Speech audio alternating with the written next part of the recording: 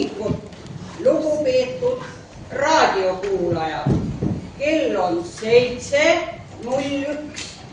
Me alustame oma hommikuprogrammi ja nagu ikka ootame ka kuulajate telefonikõnesid. Tänane arutlusteema on, kuidas muuta elu Eestis paremaks. Ja nagu ma näen, on esimene helistaja juba liinil. Halloo, me kuuleme teid. Halloo, minul on 2 suurt soovi. Esiteks, et viivitamatult tõstetakse õpetajate palka ja teiseks, et surmanuhtlust taastatakse. Oi, armas proua, nii kaunil kevad hommikul nõnda verejanulised mõtted. Need mõtted tulid mul juba öösel. Proovisin korduvalt teile helistada. Mitte keegi ei võta turgu. Mis asja te seal raadios teete? Mina, elupõline pedagoog, tahab teile helistada ja teie ei võta minu toru vastu. Andke andeks, kallis proua, aga eks raadiomehed tahavad ka magada. Aga minul ei tulnud und. Rähklesin ja pöörlesin ja rähklesin voodis. Siis sain aru, et vist feng shui on valesti. Tõusin voodist üles, lükkasin voodi sinna, kus riidekapi lükkasin sinna, kus kummut. Ja kummuti lükkasin sinna, kus oli kummipuu. Aga kummipuu raiusin tükkideks ja põletasin ahjus ära. Tuba oli suitsuhaisu täis nagu jaaniöösel. Aga und ei tulnud ikkagi. Aga ma ausalt öeldes ei imesta, et te sellise rahmeldamisega magada ei saanud. Aga kas te lambaid lugeda pole proovinud? Vot mulle mõjub lammaste lugemine väga uinutavalt. Lambaid? Kust ma praegu neid lambaid võtan? Vaata, nooruses ma lugesin küll lambaid, küll lehmi, küll sigu, küll kanu ja magasin nagu kulda. Aga nüüd Eesti põllumajandus on täielikult ära hävitatud, täitsa põhja lastud. Ja nende Riigikogu liikmete nimed on teada, kes seda on teinud. Et tuleks koha peal maha lasta ja laibad üle lugeda. Ega enne Eestimaal rahu ei saa. Proua, tänan teid huvitavate mõtete eest. Aga tundub, et nüüd on aeg liinile võtta järgmine helistaja. Teemaks, nagu juba öeldud, kuidas muuta elu Eestis paremaks. Halloo, me kuuleme teid.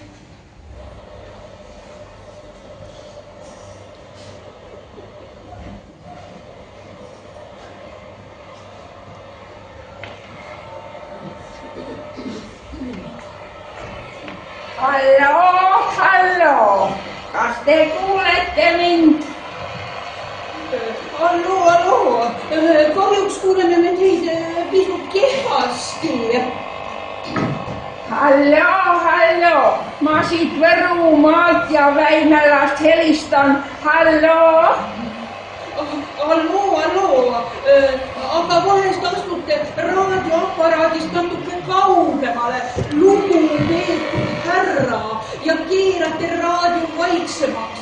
Siis ehk kuuldavus paraneb. Halloo, ma ikka siit Võrumaalt Väimelast helistan. Halloo.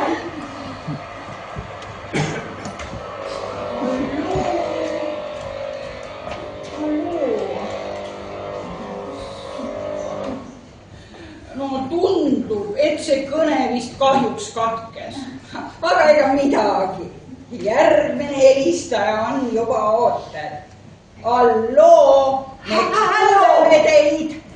Halloo, ega elu Eestis enne ei parane, kui surmanuhtlust taastatakse. Tead, ma koostasin vahepeal nimekirja nendest, kes tuleks silmapilt maha lasta ja laimad kokku lugeda. Pange nüüd hoolega tähele. Ma loen teile need nimed ette. Aitäh, proua.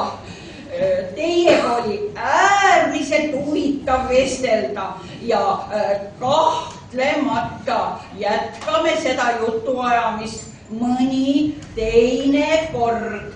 Aga nüüd anname sõna järgmisele helistajale, kes jagab meiega oma mõtteid. Halloo, me kuuleme teid. No see on lihtsalt kohutav, kuidas tänapäeval pangad lihtsaid inimesi mõnitavad. Ma pole küll eluaeg kunagi ausalt teinud, aga no sellist viletsust näen ma küll esimest korda. No ma tahtsin ükskord minna panka röövima, panin abikaasa sukka pähe, võtsin püstoli taolise eseme kätte ja kujutate ette, ma tormasin panka, ma karjusin, tähelepanu, see on reev, heitke silmapilt pikali ja tooge mulle seifivõti. Andke andeks, härra röövel, aga inimene, kes on pikali asendis, ei saa mitte kuidagi seifivõtit tooma minna. Vot see on füüsika põhitõde. Aga teate, mis nemad mulle ütlesid? Ma võtku järjekorda, et seal automaadi peal, kus on nupud, eraisid, arveltused, laenud, on ka pangaröövli jaoks omaette nupp. Siis ma vaatasin, et pangasaal oli mehi täis. Kõigil olid abikaasa sukkad peas ja püstolitaolised esemed käes. Saba liikus küll jube aeglaselt. Aga need, kes siis seal kassa juures tulid, no tulid millegi pärast enda sukkad märjaks nutnud. No ma ikka loll olin, et sinna jäin. Ja siis, kui ma telleri juurde jõudsin, ütlesin ma jälle tellerile. See on rööv, heitke silmapilt pikali ja tooge mulle seifivõti. No mis teller ütles? Ma esitan isiklikult tõendava dokumendi ja tõendi veel oma abikaasa ja minu sissetuleku kohta. No missugune bürokraatia igal pool ikka vohab. Aga mis teha? Raha armastab täpsust. No ja siis, kui ma siis nüüd kõik need paberid ära täitsin ja tellerile esitasin. Teate, mis teller tegi? Teller andis mulle 320 eurot ja 605 senti. Tegelikult ka. No nalja teete. No see käis küll lihtsalt. Mis nalja? Kas te aru ei saa? Ma pean nüüd pangale maksma iga kuu 3800 eurot ja seda 23 aastat järjest. Ei tea, kust see raha küll välja võetakse. Ja minu naine, see sai šoki. Tegelikult ta sai mul juba 2 šokki. Esiteks, kui ta sai teada, millistest summadest jutt jäi ja kui ta nägi, mis tema sukaga tehti. Oleks mul küll õige püstol, ma laseksin ennast kohe maha. Aga oodake, mul peab siin nurga taga üks luuavars olema. Ma lähen proovin, äkki ma saan paugu kätte. Oi, mis see oli? Ja taas on liinil uus helistaja. tänane teema on, kuidas muuta elu Eestis paremaks. Halloo, me kuuleme teid. Halloo, siin olen jälle mina, proua surmanuhtlus. Muideks, pange tähele, teie olete ka minu nimekiri. Aga ma mõtlesin järele, et ega õpetajate palkade tõstmistes üksi ei piisa, et elu Eestis paremaks läheks. Vaja on kehtestada ka koolides surmanuhtlus nendele õpilastele, kes ei täida kooli korda ja tunnis korda rikuvad. Jah. Oi, aitäh, proua. Nojah, eks igaüks meist saab anda oma panuse Eesti edenemisse. Aga anname nüüd sõna järgmisele helistajale. Halloo, me kuuleme teid. Rahva moraal on kohutavalt alla käinud. Nägin täna öösel unes ühte meesterahvast, kusjuures see meesterahvas oli alasti, ainult lips oli ees. Jah, ainult lips. No täitsa õudne, millised need tänapäeva unenäod on. Ainult pornograafia ja seks. Vanasti oleks olnud täiesti mõeldamatu, et üks võõras meesterahvas tuleb korraliku naisterahva unenäkku kummitama. Ise paljas nagu porgand. Ja ma mäletan, vaat sellel meesterahval oli suur sünnimärk seal. No ma ei teagi, kuidas seda viisakamalt öelda. No teate, eesti keeles ei ole selliseid sõnu olemaski, millega sellist roppust kirjeldada. No ütleme, kõhuala osas. Kujutate ette? Kujutate sellist asja ette? No jah, olgu selle palga ja mõistusega, kuidas on, aga kujutlusvõime vähesuse üle, no selle üle ei saa ükski raadiomees kurta.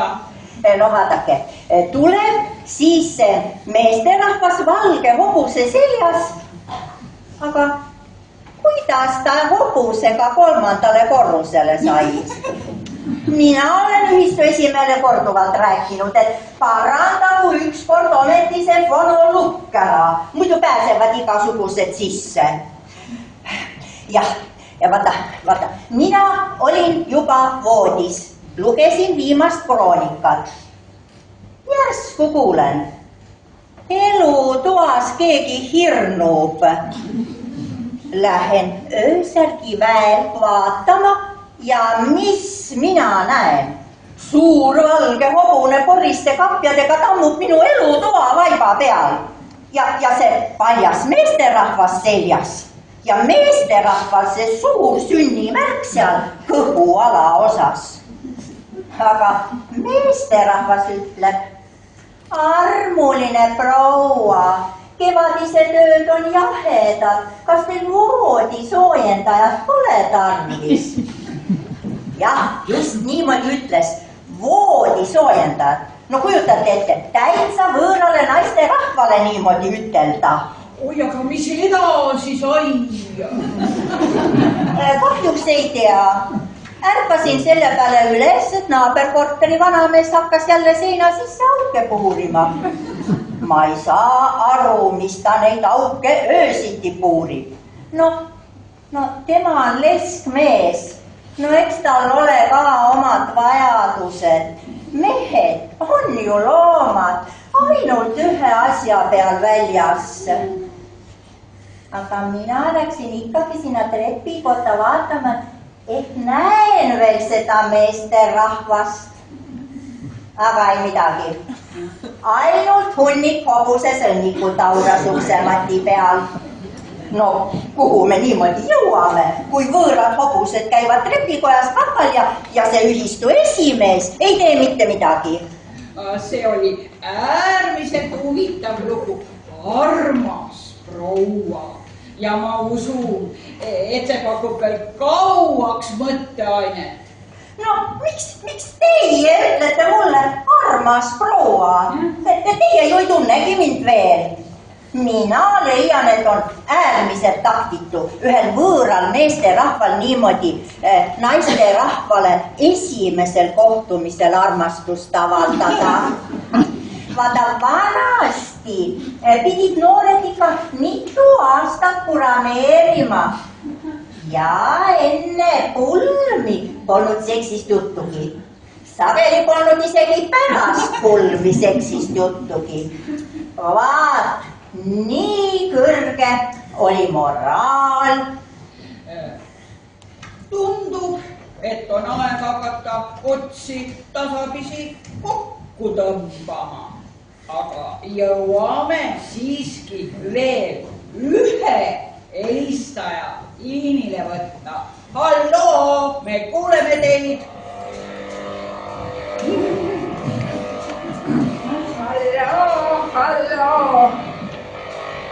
Halloo, kas te kuulete mind? Halloo. Kahjuks hästi ei kuule. Halloo. Ma ennest helistasin teile Võrumaalt Väimelast ja nüüd ma olen jõudnud Võru kesklinna. Halloo, kas te kuulete mind? Aga järsku astuksite raadioaparaadist natukene kaugemale. Lugupeetud härra, kuuldavus on väga halba. Ma ei saa aru, kaugele ma pean siis minema, et aru saate minust ja häda.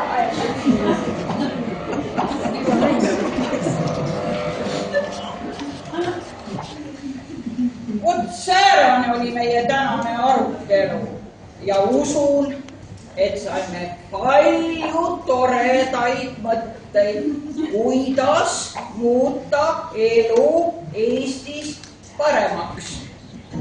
Aga meie järgmise saate arutlusteema on, millised on hinnad Võru turul.